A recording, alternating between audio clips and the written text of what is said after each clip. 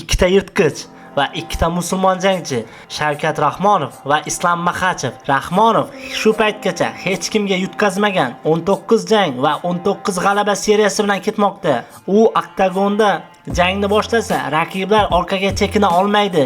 Zarba, bosim, sovuqqonlik bular Shavkatning asosiy qurollaridir. Ammo ro'parada chempion Islom Maxachev aqlli, kuchli va eng muhimi tartibli jangchi. U oktagonda jangni boshqaradi. Raqibni xohlagan joyda, xohlagancha takedown qila oladigan fenomenal jangchidir. Azizlarim, nima deb o'ylaysiz? Rahmonov jangni tugatadimi yoki Islom jangni o'z nazoratiga oladimi? Agar bu ikki yirtqich oktagonda to'qnash kelsa, sizningcha kim yutadi?